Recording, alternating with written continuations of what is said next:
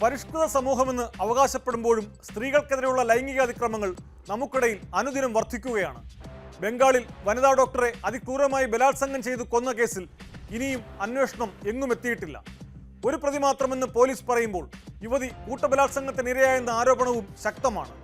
CBI അന്വേഷണത്തിൽ സത്യം തെളിയുമോ എന്നാണ് ഇനി അറിയേണ്ടത്. അത് ബംഗാളിലല്ലേ എന്ന് പറഞ്ഞ് തള്ളിക്കളയാൻ വരട്ടെ. ആലപ്പുഴയിൽ ജോലിക്കുള്ള ഇന്റർവ്യൂവിനെന്ന് പറഞ്ഞ് വിളിച്ചു വരുത്തിയാണ് 19-കാരിയെ ബലാത്സംഗം ചെയ്തത്. മദ്യം നൽകി യുവതിയെ പീഡിപ്പിച്ച കോട്ടയം സ്വദേശി അറസ്റ്റിലായി. ആ വാർത്തയിലേക്കാണ് പോലീസ് പട്രോൾ ആദ്യം. സ്വാഗതം.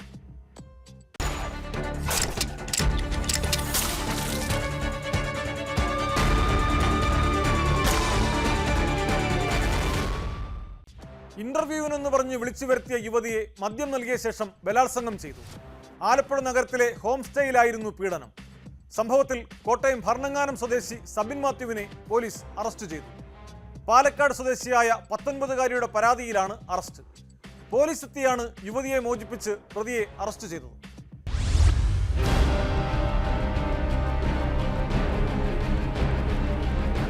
കോട്ടയം ഭരണങ്ങാനം സ്വദേശി സബിൻ മാത്യുവിനെയാണ് പുലർച്ചെയോടെ നഗരത്തിലെ ഹോം സ്റ്റേയിൽ നിന്നും പോലീസ് അറസ്റ്റ് ചെയ്തത്. സെയിൽസ് എക്സിക്യൂട്ടീവിനെ ആവശ്യമുണ്ടെന്ന് OLX വഴി ഇയാൾ പരസ്യം നൽകിയിരുന്നു. തുടർന്ന് പാലക്കാട് സ്വദേശിനിയുമായി സബിൻ ഫോണിൽ സംസാരിച്ചു. വീടുകൾ തോറും കയറി പ്രൊഡക്റ്റുകൾ വിൽക്കുന്ന ജോലിയാണെന്ന് അറിഞ്ഞപ്പോൾ താല്പര്യമില്ലെന്ന് യുവതി അറിയിച്ചു. തുടർന്ന് മറ്റൊരു യുവതിയെ കൊണ്ട് വിളിപ്പിച്ച് ആലപ്പുഴയിൽ ഇന്റർവ്യൂവിനായി എത്താൻ ആവശ്യപ്പെടുകയായിരുന്നു. സ്ത്രീയെ കൊണ്ട് അട്രാക്റ്റീവ് ആയിട്ടുള്ള കാര്യങ്ങൾ കുറച്ച് ആലപ്പുഴയാണ്, വീടുകൾ അടുത്തടുത്താണ്, മാർക്കറ്റിംഗ് എളുപ്പമാണ്, അലച്ചിലെന്നുള്ള സംഗതിയില്ല. അങ്ങനെയാണ് വീണ്ടും പിന്നെ പെൺകുട്ടി ഇതിനോട് കൂടുതൽ താല്പര്യം പ്രകടിപ്പിക്കുകയും ഇന്റർവ്യൂ അറ്റൻഡ് ചെയ്യാൻ വേണ്ടി വരുവാനും തീരുമാനിച്ചു. വൈകിട്ട് 5 മണിയോടെയാണ് യുവതി എത്തിയത്. ഇന്റർവ്യൂ സമയം കഴിഞ്ഞെന്നും രാത്രിയിൽ ആലപ്പുഴയിൽ തുടർന്ന് പിറ്റേ ദിവസം ഇന്റർവ്യൂവിൽ പങ്കെടുക്കണമെന്നും സബിൻ പറഞ്ഞു.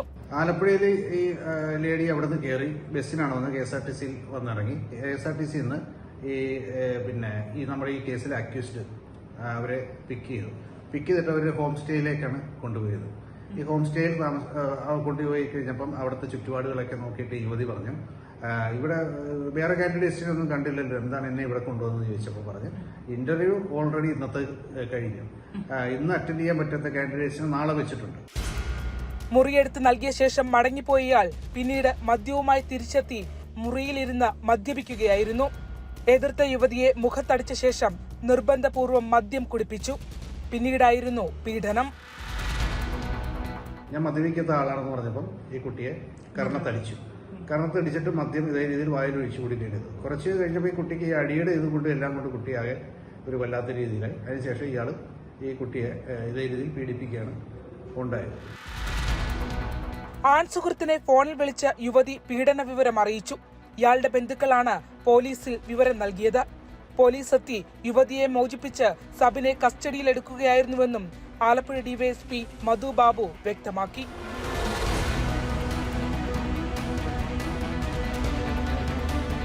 ന്യൂസ് 18 ആലപ്പുഴ.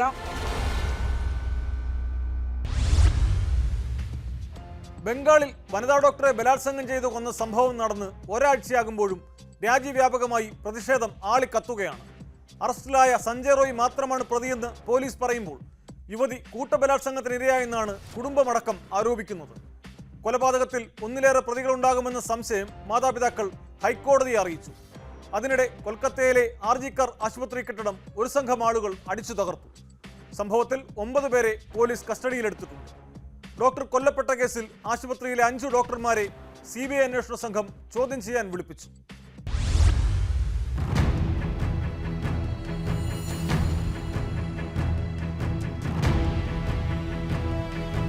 കഴിഞ്ഞ വെള്ളിയാഴ്ച പുലർച്ചെയാണ് രാജ്യത്ത് നടുക്കിയ കൊലപാതകം നടന്നത്. കൊൽക്കത്ത RG-കർ മെഡിക്കൽ കോളേജിലെ നെഞ്ചുരോഗ വിഭാഗത്തിൽ PG വിദ്യാർത്ഥിനിയായ വനിതാ ഡോക്ടറെയാണ് ബലാത്സംഗം ചെയ്ത് ക്രൂരമായി കൊലപ്പെടുത്തിയത്. കോളേജിലെ സെമിനാർ ഹാളിൽ അർദ്ധനഗ്നമായ നിലയിലായിരുന്നു മൃതദേഹം. ദേഹമാസകലം മുറിവേറ്റിട്ടുണ്ടായിരുന്നു. ആദ്യഘട്ടത്തിൽ ആത്മഹത്യ എന്നായിരുന്നു മാതാപിതാക്കളെ ആശുപത്രി അധികൃതർ അറിയിച്ചത്. പിന്നീടിത് തിരുത്തി. ക്രൂരമായ ലൈംഗിക പീഡനം നടന്നതായി പോസ്റ്റ്മോർട്ടത്തിലും സ്ഥിരീകരിച്ചു. പോലീസിന്റെ സിവിക് വോളണ്ടിയർ ആയിരുന്ന സഞ്ജയ് റോയിയാണ് കേസിൽ പോലീസ് അറസ്റ്റ് ചെയ്തത്. രക്തം പുരണ്ട ഷൂസ് അടക്കം സഞ്ജയുടെ വീട്ടിൽ നിന്ന് പോലീസ് കണ്ടെടുത്തു. കേസിൽ ഒരു പ്രതി മാത്രമേ ഉള്ളൂവെന്ന് പോലീസ് പറയുമ്പോൾ യുവതിയുടെ മാതാപിതാക്കൾ അടക്കം ഇത് തള്ളിക്കളയുകയാണ്. കൂട്ടബലാത്സംഗത്തിന്റെ സൂചനകളാണ് പോസ്റ്റ്മോർട്ടം റിപ്പോർട്ടിൽ ഉള്ളതെന്ന് ഇവർ പറയുന്നു. ഒന്നിലേറെ പ്രതികളുണ്ടായെന്ന സംശയം ഹൈക്കോടതിയെയും മാതാപിതാക്കൾ അറിയിച്ചു. കേസ് അന്വേഷണം CBIക്ക് വിടാൻ കഴിഞ്ഞ ദിവസം ഹൈക്കോടതി ഉത്തരവിട്ടിരുന്നു.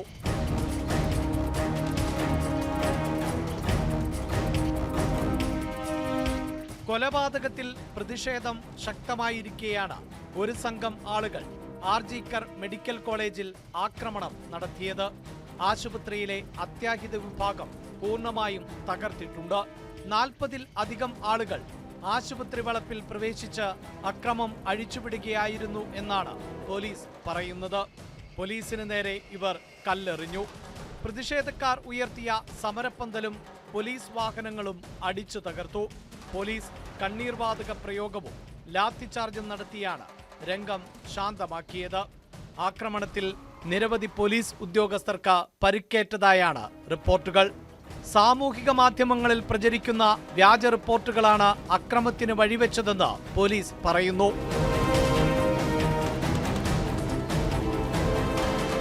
ന്യൂസ് 18 ബംഗാൾ. തിരുവനന്തപുരത്ത് വിമാനത്തിലെത്തിയ യുവാവിനെ തട്ടിക്കൊണ്ടുപോയത് സ്വർണം തട്ടിയെടുക്കാനാണെന്ന് പോലീസ്. തിരുനെൽവേലി സ്വദേശി മുഹമ്മദ് ഉമറിനെയാണ് കഴിഞ്ഞ ദിവസം 8-അംഗ സംഘം തട്ടിക്കൊണ്ടുപോയത്. തുടർന്ന് ഇയാളെ വഴിയിൽ ഉപേക്ഷിക്കുകയായിരുന്നു. തിരുനെൽവേലിയിൽ നിന്നാണ് പോലീസ് ഉമറിനെ കണ്ടെത്തിയത്. ഉമർ സ്വർണ്ണക്കടത്ത് സംഘത്തിലെ അംഗമാണെന്നും ഇയാളുടെ പക്കൽ സ്വർണ്ണമില്ലാഞ്ഞതിനാൽ വഴിയിൽ ഉപേക്ഷിക്കുകയായിരുന്നെന്നും പോലീസ് പറഞ്ഞു. പ്രതികളെ തിരിച്ചറിഞ്ഞതായും പോലീസ് വ്യക്തമാക്കി.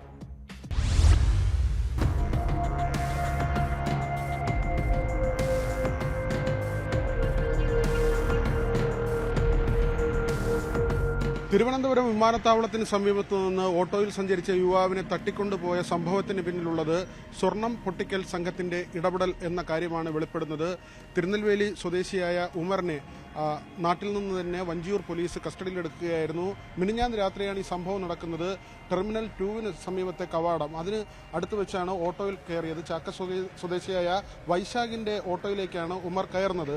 അവിടെ നിന്ന് തമ്പാനൂരിലേക്ക് പോകണമെന്ന് പറയുന്നു. തിരുനെൽവേലിയിലെ തന്റെ നാട്ടിലേക്ക് പോകാൻ ബസ് കയറുന്നതിന് വേണ്ടി തമ്പാനൂർ സ്റ്റാൻഡിൽ വിടണമെന്നാണ് ഉമർ ആവശ്യപ്പെട്ടത്. തുടർന്ന് ഈ ഓട്ടോയിൽ സഞ്ചരിക്കുകയും ഏതാണ്ട് ശ്രീകണ്ഠേശ്വരം കഴിഞ്ഞ് തകരപ്പറമ്പ് ഭാഗം എത്തുമ്പോഴേക്കും ഈ ഓട്ടോയെ പിന്തുടർന്ന് വന്ന 2 കാറുകളിൽ ഉണ്ടായിരുന്നവർ ഈ സഞ്ചരിച്ച യുവാവിനെ ഉമറിനെ തട്ടിക്കൊണ്ടുപോവുകയായിരുന്നു.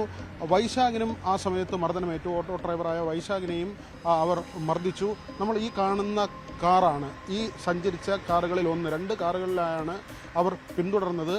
ഈ കാണുന്ന വെള്ള കളർ സ്വിഫ്റ്റ് കാറിലാണ് ഒരു സംഘമുണ്ടായിരുന്നത്. ആകെ 8 പേരാണ് ഉണ്ടായിരുന്നത്. ഓട്ടോ ഡ്രൈവറുടെ മൊഴി അനുസരിച്ച് ഈ കാറിനൊപ്പം സഞ്ചരിച്ചു വന്നത് ഗ്രേ കളറിലെ മറ്റൊരു കാറാണ്. ആ വാഹനത്തിൻ്റെ നമ്പർ വ്യക്തമായിരുന്നില്ല. ഈ കാർ പിന്നീട് വള്ളക്കടവ് ഭാഗത്ത് ഉപേക്ഷിക്കപ്പെട്ട നിലയിൽ കണ്ടെത്തുകയും പോലീസ് കസ്റ്റഡിയിലെടുക്കുമായിരുന്നു. നേരത്തെയും ഇത്തരത്തിൽ ഇവിടെ ഈ ഉമർ കൂടി പങ്കാളിയായുള്ള സ്വർണ്ണക്കടത്ത് നടന്നിട്ടുണ്ടെന്നാണ് മനസ്സിലാക്കുന്നത്. സ്വർണം പൊട്ടിക്കൽ ഉൾപ്പെടെയുള്ള കാര്യങ്ങൾ ഈ സംഘത്തിൻ്റെ ഇടപെടൽ നേരത്തെയും ഇവരുടെ സാന്നിധ്യം ഉണ്ടായിരുന്നു എന്ന കാര്യം പോലീസ് സംശയിക്കുന്നുണ്ട്. ഉമറിനെ തട്ടിക്കൊണ്ട് പോയി ഉപേക്ഷിച്ചതിന് പിന്നിലെ കാരണം ഇതാണ്. ഉമർ കാരിയറാണ്. വിമാനത്താവളത്തിൽ എത്തുന്ന ഒരു യാത്രക്കാരൻ ആ യാത്രക്കാരിൽ നിന്ന് സ്വർണം വാങ്ങുകയും ആ സ്വർണം മറ്റൊരു സംഘത്തെ ഏൽപ്പിക്കുകയും ചെയ്യുക എന്ന ദൗത്യമാണ് ഉമറിന് മുന്നിൽ ഉണ്ടായിരുന്നത്. എന്നാൽ വിമാനത്തിലെത്തിയ യാത്രക്കാരനെ കസ്റ്റംസ് പിടികൂടുകയും ഏതാണ്ട് 64 ഗ്രാം വരുന്ന സ്വർണം അവിടെ പിടികൂടി വയ്ക്കുകയുമായിരുന്നു. അതുകൊണ്ട് തന്നെ ഉമറിന്റെ കയ്യിലേക്ക് ഈ സ്വർണം എത്തിയിരുന്നില്ല. തുടർന്ന് ഉമർ നാട്ടിലേക്ക് മടങ്ങാൻ ശ്രമിച്ചു. അങ്ങനെയാണ് ഈ ഓട്ടോയിൽ കയറി സഞ്ചരിക്കുന്നത്. ഈ സമയം മറ്റൊരു സംഘം ഉമറിന്റെ കയ്യിൽ സ്വർണമുണ്ട് എന്ന നിഗമനത്തെ തുടർന്ന് ഉമറിനെ തട്ടിക്കൊണ്ടുപോവുകയായിരുന്നു. എന്നാൽ ഉമറിന്റെ കയ്യിൽ സ്വർണമില്ല എന്ന് മനസ്സിലാക്കി തിരുവനന്തപുരം നഗരത്തിൽ തന്നെ ഉപേക്ഷിച്ചു. തുടർന്ന് ഉമറാകട്ടെ നാട്ടിലേക്ക് പോവുകയും ചെയ്തു. അതായത് വലിയൊരു ശൃംഖല തന്നെ ഈ സ്വർണം പൊട്ടിക്കലുമായി ബന്ധപ്പെട്ട് തിരുവനന്തപുരം കേന്ദ്രീകരിച്ച് പ്രവർത്തിക്കുന്നു എന്ന കാര്യം വ്യക്തമാണ്. നേരത്തെയും തമിഴ്നാട് സ്വദേശിയെ തട്ടിക്കൊണ്ടുപോയി ചിറയൻകീഴിൽ ആളൊഴിഞ്ഞ പ്രദേശത്തെ വീട്ടിൽ മർദ്ദിച്ച് അവശനാക്കിയ സംഭവം ഉണ്ടായിരുന്നു. ഏതാണ്ട് 3 ദിവസത്തോളമാണ് അവിടെ പൂട്ടിയിട്ട് മർദ്ദിച്ചത്. അങ്ങനെ തിരുവനന്തപുരം വിമാനത്താവളം കേന്ദ്രീകരിച്ച് ഇങ്ങനെ സ്വർണം പൊട്ടിക്കൽ സംഘത്തിൻ്റെ ഒരു സ്വാധീനം, അവരുടെ സ്ഥിരമായ സാന്നിധ്യം ഇവിടെ ഉണ്ട് എന്ന കാര്യമാണ് വെളിപ്പെടുന്നത്. ഏതായിരുന്നാലും ഈ കേസിൽ ഇപ്പോൾ വാദി ആണ് ഉമർ എങ്കിലും മറ്റ് കേസുകളുടെ കാര്യങ്ങൾ കൂടി വരുമ്പോൾ ഉമർ കൂടി പ്രതിയാകുന്ന നിലയിലേക്ക് കാര്യങ്ങൾ എത്തിയേക്കും. തട്ടിക്കൊണ്ടുപോയത് ആരാണ് എന്നത് സംബന്ധിച്ചുള്ള അന്വേഷണം പുരോഗമിക്കുകയുമാണ്. ഹരി വിദ്രയ്ക്കൊപ്പം വി വിനോദ്, ന്യൂസ് 18 തിരുവനന്തപുരം.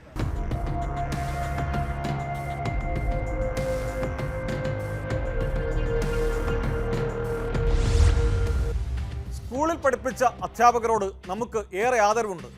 എന്നാൽ പത്തനംതിട്ടയിലെ ഒരു യുവാവ് ഇതിന് അപവാദമാണ്. വർഷങ്ങൾക്ക് മുമ്പ് തന്നെ പഠിപ്പിച്ച അധ്യാപികയെ ഇയാൾ സ്കൂളിൽ കയറി ആക്രമിച്ചു. മലയാലപ്പുഴ കോഴിക്കുന്നം KHM-LP സ്കൂളിലെ പ്രഥമാധ്യാപിക ഗീതാരാജിനാണ് മർദ്ദനമേറ്റത്. സംഭവത്തിൽ മലയാലപ്പുഴ സ്വദേശി വിഷ്ണു എസ് നായരെ പോലീസ് കസ്റ്റഡിയിലെടുത്തു. മർദ്ദനത്തിന്റെ കാരണം വ്യക്തമല്ലെന്നാണ് പോലീസ് പറയുന്നത്.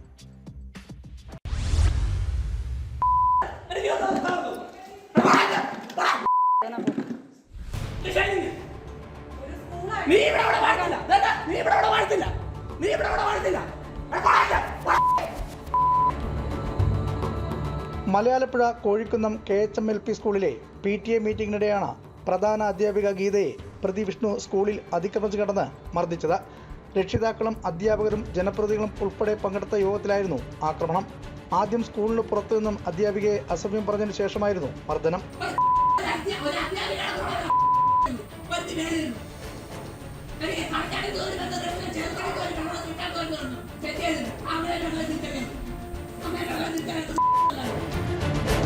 അപ്പം ഞാൻ ഈ ബഹളം വയ്ക്കുന്ന നീ ആരാ എനിക്ക് മനസ്സിലായില്ല എന്ന് പറഞ്ഞപ്പോഴേക്കും ഇവനാണ് ഭയങ്കരമായിട്ട് വയലൻ്റായിട്ട് നിനക്ക് എന്നെ മനസ്സിലായില്ല എന്ന് പറഞ്ഞിട്ട് ഒത്തിരി ചീത്തയൊക്കെ പറയുക. എന്നിട്ട് പിന്നെ ഇവൻ പറയും ഞാൻ അവൻ്റെ അമ്മയാണ്, ഞാൻ ഇവനെ നോക്കുന്നില്ല, അങ്ങനെ ഇവൻ്റെ ജീവിതം ഞാൻ നശിപ്പിച്ചു, ഇങ്ങനെയൊക്കെ ഇവനങ്ങ് പറയുക. മാറെന്ന് പറഞ്ഞ് എന്നോട് ഷൗട്ട് ചെയ്യുന്നുണ്ടല്ലോ, ഞാൻ ഇവനോടൊന്നും സംസാരിക്കാൻ നിൽക്കുന്നില്ല. ഇവനെ വല്ലാതെ വയലൻ്റായിട്ട് നിൽക്കുകയല്ലേ. അപ്പോൾ ഞാൻ എന്ന് പറഞ്ഞിട്ട് മാറിപ്പോയി. അപ്പോൾ എൻ്റെ ക്ലാസ് തന്നെയാണ്. അപ്പോൾ ആ ബോർഡിൻ്റെയൊക്കെ അടുത്തോട്ടായപ്പോഴേക്കും ഇവൻ എന്നോട് വല്ലാതെ ഷൗട്ട് ചെയ്തു. പരസ്പര ബന്ധമില്ലാതാണ് പറയുന്നത്. അപ്പോൾ അങ്ങനെ അന്നേരം അവൻ എന്നെ പെട്ടെന്ന് അടിച്ചുവിടെ. ഒരടി അടിച്ചു, രണ്ടാമത്തെ അടി അടിച്ചപ്പോഴേക്ക് ഞാൻ തെറിച്ച് ഞാൻ തറയെ വീണു. അപ്പോഴേക്ക് പേരൻസൊക്കെ അവിടെ ഉണ്ട്, പക്ഷേ അവർക്ക് ആർക്കും ഒന്നും ചെയ്യാൻ പറ്റത്തില്ല. അപ്പോൾ ഞാൻ വീണ് കഴിഞ്ഞപ്പോഴേക്ക് ഇവരെല്ലാം കൂടെ ഉറക്ക ബഹളം വെച്ച് കഴിഞ്ഞപ്പോഴേക്ക് ഇവൻ കസേര എടുത്ത് ഹസ്ബൻഡ് എറിഞ്ഞതാണ്. മറ്റൊരു പേരൻറ്റിൻ്റെ ഒരു കയ്യിലാണ് കൊണ്ട് ചെറിയ മുറിവുണ്ടായത്. അതൊക്കെ ഈ തല ഇങ്ങനെ പെരുത്തിരിക്കുന്നതുകൊണ്ട് ഞാൻ ഈ കസേര വീശുന്നവരൊക്കെ ഞാൻ കണ്ടുള്ളൂ, മറ്റൊന്നും എനിക്ക് കാണുന്നില്ലായിരുന്നു.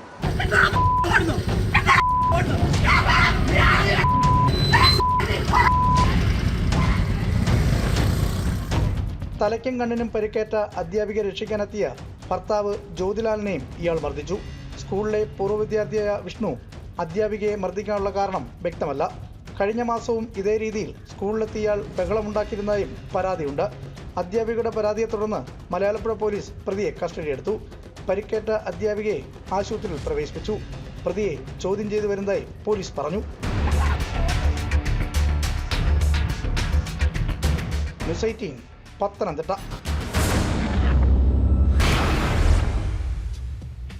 പൂർവ്വ വിദ്യാർത്ഥികൾ മാത്രമല്ല, സ്കൂളുകളിൽ പഠിക്കുന്ന വിദ്യാർത്ഥികളും അതിക്രമങ്ങൾ നടത്തുന്ന വാർത്തകളാണ് പുറത്തുവരുന്നത്.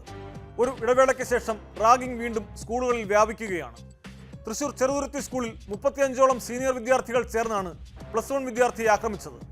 അടുത്തിടെ മറ്റൊരു വിദ്യാർത്ഥിക്കും ഇവിടെ മർദ്ദനമേറ്റിരുന്നു.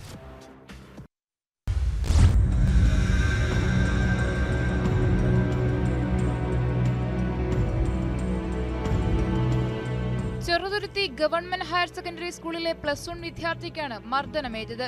സീനിയേഴ്സിന്റെ മുഖത്ത് നോക്കി എന്നാരോപിച്ച് നടന്ന റാഗിങ്ങിൽ 35ഓളം വിദ്യാർത്ഥികൾ സംഘം ചേർന്ന് ആക്രമിച്ചതായാണ് പരാതി. വിദ്യാർത്ഥിയുടെ തലയ്ക്കും അടിവയറ്റിലും കാലിനും ഗുരുതരമായി പരിക്കേറ്റിട്ടുണ്ട്. വിദ്യാർത്ഥി വടക്കാഞ്ചേരി ജില്ലാ ആശുപത്രിയിൽ ചികിത്സ തേടി. ഇതിനു മുൻപും സീനിയർ വിദ്യാർത്ഥികൾ തന്നെ ആക്രമിക്കാൻ വന്നിട്ടുണ്ടെന്നും പരാതി പറഞ്ഞതിന്റെ അടിസ്ഥാനത്തിലാണ് മർദ്ദനമെന്നുമാണ് വിദ്യാർത്ഥി ആരോപിക്കുന്നത്. തലയുടെ പിൻഭാഗത്ത്, ചെവിയുടെ മേൽഭാഗം, ഈ ഭാഗത്തും കാലില് ലിഗ്മെന്റ് ഓപ്പറേഷൻ കഴിഞ്ഞിട്ടുണ്ടായിരുന്നു. ആ ലിഗ്മെന്റ് ഓപ്പറേഷൻ അധികം ആയിട്ടുണ്ടായിരുന്നില്ല. അവിടേക്ക് ചവിട്ടുകയും അടിവയറ്റിലേക്ക് 2-3 ആൾ ഒരുമിച്ച് ചവിട്ടുകയോ ഒക്കെ ചെയ്തിട്ടുണ്ടായിരുന്നു. ഷോൾഡർ ഭാഗം അവർക്ക് നല്ല കുത്തു കുത്തിയിട്ടുണ്ടായിരുന്നു. മുന്നെയും ഇതുപോലെ ഉണ്ടായി. അതിന് മുമ്പ് അപ്പോൾ പ്രിൻസിപ്പൾ വിളിച്ചിട്ട് അവർക്ക് വാണിംഗ് കൊടുത്തിട്ടുണ്ടായിരുന്നു, അവർ ഉപദേശിച്ചു വിട്ടിട്ടുണ്ടായിരുന്നു. ഇപ്പോൾ വീണ്ടും അതിൻ്റെ ബാക്കിയായിട്ടാണ് അവർ എന്നെ അടിച്ചതും. ഈ സ്കൂളിൽ 1 മാസം മുൻപ് മറ്റൊരു വിദ്യാർത്ഥിക്കും ക്രൂരമായ മർദ്ദനത്തിൽ കഴുത്തിന് സാരമായി പരിക്കേറ്റിരുന്നു. വിദ്യാർത്ഥിയും പിതാവും ചെറുതുരുത്തി പോലീസിൽ പരാതി നൽകി. പരാതിയുടെ അടിസ്ഥാനത്തിൽ പോലീസ് അന്വേഷണം ആരംഭിച്ചിട്ടുണ്ട്. ന്യൂസ് 18 തൃശൂർ. തിരുവല്ലയിൽ ഫുട്ബോൾ ഫൈനൽ മത്സരശേഷം വിദ്യാർത്ഥികൾ തമ്മിൽ കൂട്ടയടി. Pathanamthitta Kozhencherry Saint Thomas school, Kadammanitta higher secondary school എന്നിവിടങ്ങളിലെ വിദ്യാർത്ഥികളാണ് തമ്മിലടിച്ചത്. കോഴഞ്ചേരി ഉപജില്ലാ മത്സരത്തിന് ശേഷമായിരുന്നു വിദ്യാർത്ഥികളുടെ കൂട്ടയടി.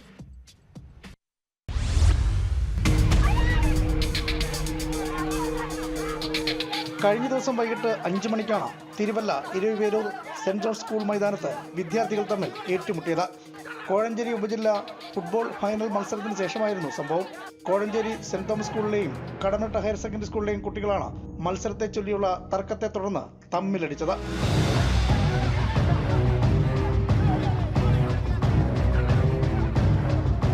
അധ്യാപകർ ഇടപെട്ടാണ് വിദ്യാർത്ഥികളെ പിന്നീട് പിന്തിരിപ്പിച്ചത്. കൂട്ടയടിയിൽ നിരവധി വിദ്യാർത്ഥികൾക്ക് സാരമായി പരിക്കേറ്റു. സംഭവം സംബന്ധിച്ച് സംഘാടകർ ഇതുവരെ പ്രതികരിച്ചിട്ടില്ല. മത്സരത്തിൽ വിജയം കോഴഞ്ചേരി സെന്റ് തോമസ് സ്കൂൾ ടീമിനായിരുന്നു.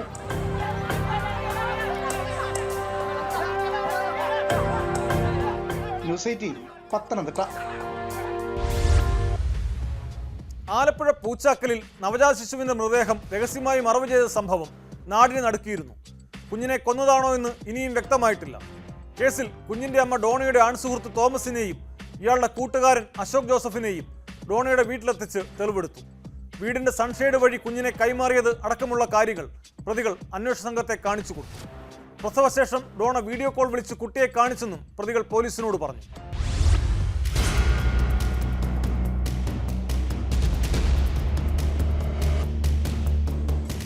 പാണാവള്ളിയിലെ ഡോണയുടെ വീട്ടിൽ നടന്ന തെളിവെടുപ്പ് മണിക്കൂറുകൾ നീണ്ടു. തോമസും അശോകും കഴിഞ്ഞ 7 പുലർച്ചെ വീട്ടിലെത്തി ഡോണയുടെ കയ്യിൽ നിന്നും രഹസ്യമായി കുഞ്ഞിനെ വാങ്ങിയതുൾപ്പെടെ പോലീസിനോട് വിവരിച്ചു. വീടിന്റെ 2ാം നിലയിലെ സൺഷെയ്ഡിലും ചെയർകേസിന്റെ അടിയിലുമായിരുന്നു ഡോണ ഒരു പകൽ മുഴുവൻ കുഞ്ഞിനെ സൂക്ഷിച്ചിരുന്നത്. തോമസിന് കൈമാറിയതാകട്ടെ 2ാം നിലയിലെ സൺഷെയ്ഡിലൂടെയും.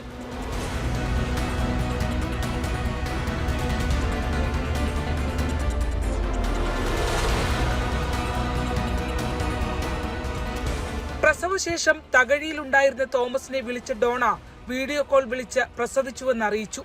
പിന്നീട് കുഞ്ഞിനെയും കാണിച്ചു. തങ്ങളുടെ കയ്യിൽ കിട്ടുമ്പോൾ കുട്ടി മരിച്ചിരുന്നുവെന്ന മൊഴിയിൽ തോമസും അശോകും ഉറച്ചു നിൽക്കുകയാണ്.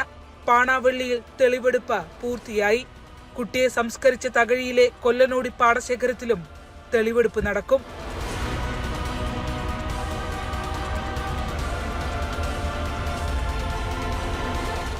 ന്യൂസ് 18 ആലപ്പുഴ. കൊല്ലത്ത് BSNL മുൻ ഉദ്യോഗസ്ഥൻ പാപ്പച്ചനെ വാഹനമിടിച്ച് കൊലപ്പെടുത്തിയ കേസിൽ അറസ്റ്റിലായ പ്രതികളിൽ നിന്ന് ലഭിച്ച വിവരങ്ങളുടെ അടിസ്ഥാനത്തിൽ അന്വേഷണം വ്യാപിപ്പിക്കുകയാണ് പോലീസ്. പാപ്പച്ചന്റെ സംസ്കാര ചടങ്ങുകൾ നടന്നയിടത്തെ വീഡിയോ ദൃശ്യങ്ങൾ സൂക്ഷ്മമായി പരിശോധിച്ചും കൂടുതൽ ആളുകളുടെ മൊഴി ശേഖരിച്ചുമാണ് അന്വേഷണം. കൊലപാതകത്തിൽ കൂടുതൽ പേർക്ക് പങ്കുണ്ടോ എന്നാണ് പോലീസ് പരിശോധിക്കുന്നത്. 2ാം പ്രതി മാഹിൻ തെളിവെടുപ്പിനിടെ താൻ നിരപരാധിയാണെന്ന് വിളിച്ചു പറഞ്ഞിരുന്നു.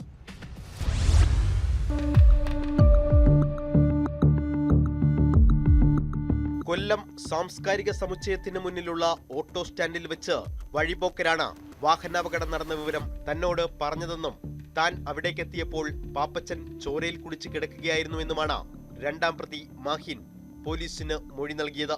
എന്നാൽ പോലീസ് ഇത് വിശ്വസിച്ചിട്ടില്ല. പാപ്പച്ചനെ റോഡിലേക്ക് വിളിച്ചു കൊണ്ടുവന്ന് കൊട്ടേഷൻ സംഘത്തിന്റെ വാഹനത്തിനടുത്തേക്ക് എത്തിച്ചത് മാഹിൻ ആണെന്നാണ് പോലീസിന്റെ കണ്ടെത്തൽ. എന്നാൽ മാഹിൻ ഇത് നിഷേധിക്കുകയും താൻ നിരപരാധിയാണെന്ന് തെളിവെടുപ്പിൽ വിളിച്ചു പറയുകയും ചെയ്തിരുന്നു. നാട്ടുകാരോടൊപ്പം മാഹിനും ചേർന്നാണ് പാപ്പച്ചനെ ആശുപത്രിയിൽ കൊണ്ടുപോയതെന്നാണ് മാഹിന്റെ മൊഴി. മെയ് 23-ന് അപകടത്തിൽപ്പെട്ട പാപ്പച്ചൻ പിറ്റേന്നാണ് മരിക്കുന്നത്. 27-നായിരുന്നു സംസ്കാര ചടങ്ങുകൾ.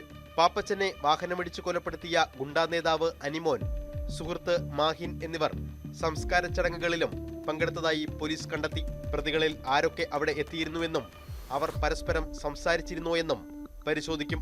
അനിമോൻ, മാഹിൻ എന്നിവരുമായി ബന്ധമുള്ള ക്രിമിനൽ പശ്ചാത്തലമുള്ള ആരെങ്കിലും ചടങ്ങിൽ ഉണ്ടായിരുന്നോ എന്നും പോലീസ് അന്വേഷിച്ചു വരികയാണ്.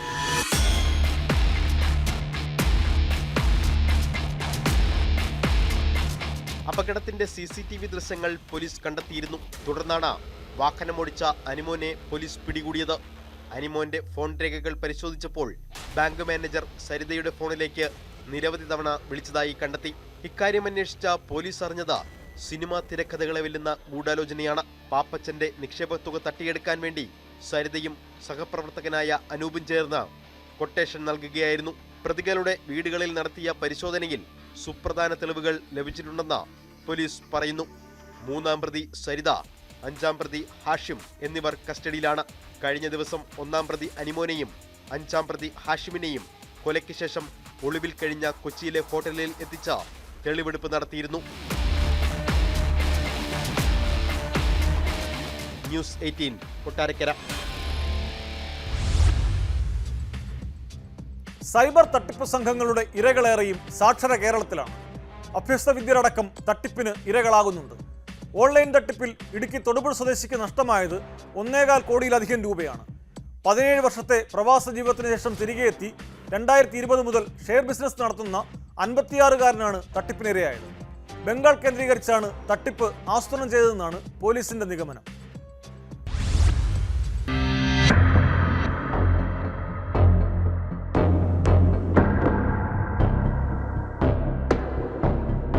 തൊടുപുഴ സ്വദേശിയെ പ്രതികൾ ഫോണിൽ ബന്ധപ്പെട്ട് ഓൺലൈൻ ട്രേഡിംഗ് മുഖേന കൂടുതൽ ലാഭം വാഗ്ദാനം ചെയ്യുകയായിരുന്നു.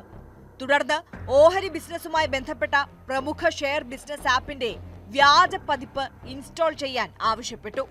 പിന്നീട് നടന്ന ഇടപാടുകളിൽ ചെറിയ ലാഭം നൽകി വിശ്വാസം നേടിയ ശേഷം വലിയ തുക നിക്ഷേപിക്കുന്നതിന് പ്രതികൾ പ്രേരിപ്പിച്ചു. തുടർന്നാണ് 1.23 കോടി രൂപ സംഘം തട്ടിയെടുത്തത്.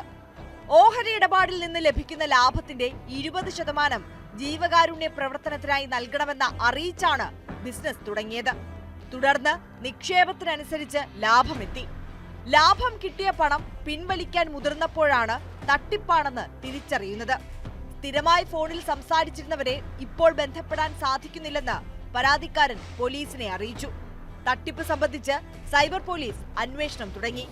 വെസ്റ്റ് ബംഗാൾ ബേസ്ഡ് ആയിട്ടുള്ള കമ്പനിയാണെന്ന് പറഞ്ഞ് അവരുടെ ആപ്പിൻ്റെ പരസ്യം കൊടുത്തിട്ടാണ് സെബി രജിസ്റ്റേർഡ് ഏജൻ്റാണെന്ന് പറഞ്ഞിട്ടുള്ള വാഗ്ദാനം നൽകിയാണ് ഈ ഒരു തട്ടിപ്പ് നടത്തിയിട്ടുള്ളത്.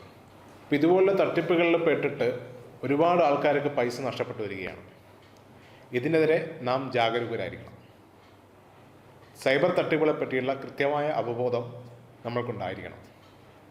സോഷ്യൽ മീഡിയകളിലും മറ്റും വഴി വരുന്ന ഇതുപോലുള്ള ആപ്പുകൾ, പരസ്യങ്ങൾ സെബി രജിസ്റ്റേർഡ്, അതുപോലെ RBI രജിസ്റ്റേർഡ് ആയിട്ടുള്ള സ്ഥാപനങ്ങളാണെന്ന് പറഞ്ഞു വരുന്ന സ്ഥാപനങ്ങളും ബ്രോക്കർമാരും ഒക്കെ മറ്റ് ഏജൻസും അവരുടെയൊക്കെ വിശ്വാസ്യതയും മറ്റുമൊക്കെ നമ്മൾ കൃത്യമായിട്ട് വെരിഫൈ ചെയ്തതിന് മാത്രമേ ഇതുപോലുള്ള കാര്യങ്ങളിലേക്ക് നമ്മൾ നീങ്ങാൻ പാടുള്ളൂ. ബംഗാൾ കേന്ദ്രീകരിച്ചാണ് തട്ടിപ്പ് ആസൂത്രണം ചെയ്തതെന്നാണ് പോലീസിന്റെ നിഗമനം. കഴിഞ്ഞ ദിവസം വരെ രജിസ്റ്റർ ചെയ്യപ്പെട്ട കേസുകൾ പ്രകാരം ഇടുക്കി ജില്ലയിൽ മാത്രം 7.5 കോടിയിലധികം രൂപയുടെ ഓൺലൈൻ തട്ടിപ്പാണ് നടന്നിട്ടുള്ളത്. ന്യൂസ് 18 ഇടുക്കി. പത്തനംതിട്ട റാന്നിയിൽ വൈദ്യുതി പോസ്റ്റുകളിലെ ലൈൻ കമ്പികൾ മോഷ്ടിച്ച 2 പേർ പിടിയിൽ. നേരത്തെ KSEBയിൽ കരാർ ജോലികൾ ഉണ്ടായിരുന്ന വാസു, രതീഷ് എന്നിവരാണ് പിടിയിലായത്. 4 ലക്ഷത്തോളം രൂപ വില വരുന്ന കമ്പികളാണ് ഇവർ മോഷ്ടിച്ചത്.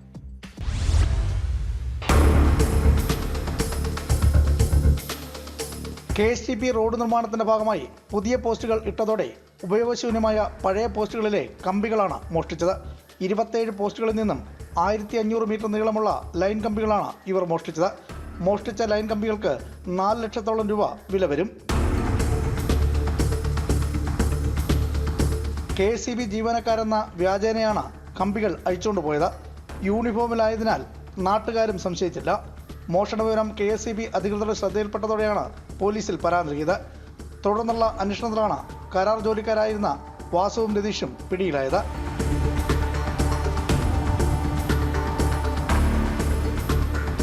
ആ ഏരിയയിൽ ഏകദേശം 3 കിലോമീറ്ററോളം ചുറ്റളവിലുള്ള ലൈൻ കമ്പികൾ മോഷണം ചെയ്തെടുക്കുകയും ചെയ്തിട്ടുണ്ട്.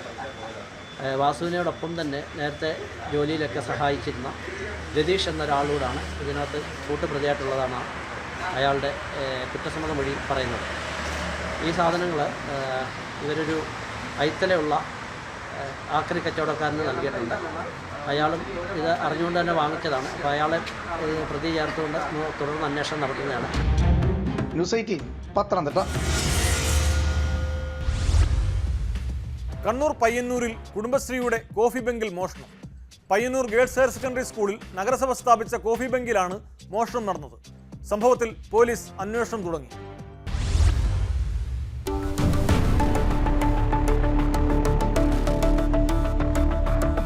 Payyanur government girls higher secondary സ്കൂളിൽ നഗരസഭ സ്ഥാപിച്ച കുടുംബശ്രീ കോഫി ബാങ്കിലാണ് കഴിഞ്ഞ ദിവസം രാത്രി മോഷണം നടന്നത്. വാതിലിന്റെ പൂട്ട് പൊളിച്ച് അകത്ത് കയറിയ മോഷ്ടാവ് വായ്പാ തിരിച്ചടവിന് വെച്ചിരുന്ന 8000 രൂപ കവർന്നു. അകത്തെ സാധനങ്ങളെല്ലാം വാരി വലിച്ചിട്ട നിലയിലാണ്. കുടുംബശ്രീ പ്രവർത്തകരായ ചിത്രലേഖ, വിജി എന്നിവരാണ് സ്ഥാപനം നടത്തിക്കൊണ്ടു പോകുന്നത്. പൈസ എല്ലാം പോയിട്ടുണ്ട്. ഒരു 8000 രൂപയോളം ഉണ്ടായിട്ടുണ്ട്. നമ്മൾ ലോണിനും അങ്ങനെയെല്ലാം അടക്കാൻ വെച്ചതാണ്. ആ പൈസ എല്ലാം പോയിട്ടുണ്ട്. പാത്രങ്ങളാണ് ഉണ്ട്. അതിലെല്ലാം പൊട്ടിന് ചുമര് ഭിത്തി അടക്കം പൊട്ടിച്ചിരുന്നു. വിവരമറിയിച്ചതിനെ തുടർന്ന് പയ്യന്നൂർ പോലീസ് സ്ഥലത്തെത്തി അന്വേഷണം തുടങ്ങി. വിവരമറിഞ്ഞ് നഗരസഭാ അധികൃതരും സ്ഥലത്തെത്തിയിരുന്നു. ന്യൂസ് 18 പയ്യന്നൂർ. കോട്ടയം നഗരമധ്യത്തിൽ 6 കിലോ കഞ്ചാവ് പിടികൂടിയ കേസിലെ പ്രതിയായ ഇതര സംസ്ഥാന തൊഴിലാളി ജയിലിൽ കുഴഞ്ഞു വീണു മരിച്ചു. ഒഡീഷ സ്വദേശി ഉപേന്ദ്ര നായിക് എന്ന 35-കാരനാണ് മരിച്ചത്. കഴിഞ്ഞ തിങ്കളാഴ്ച ഉച്ചയോടെയാണ് വാടക വീട്ടിൽ നിന്നും കഞ്ചാവുമായി ഉപേന്ദ്ര നായിക്കിനെയും കൂട്ടുപ്രതി സന്തോഷ് കുമാർ നായിക്കിനെയും അറസ്റ്റ് ചെയ്തത്. കോടതി റിമാൻഡ് ചെയ്തതിനെ തുടർന്ന് ജയിലിലെത്തിച്ചതിന് പിന്നാലെയാണ് മരണം. മരണകാരണം പോസ്റ്റ്മോർട്ടത്തിലെ വ്യക്തമാകുമെന്ന് പോലീസ് പറയുന്നു. ഇന്നത്തെ പോലീസ് പട്രോൾ പൂർത്തിയാകുന്നു. നമസ്കാരം.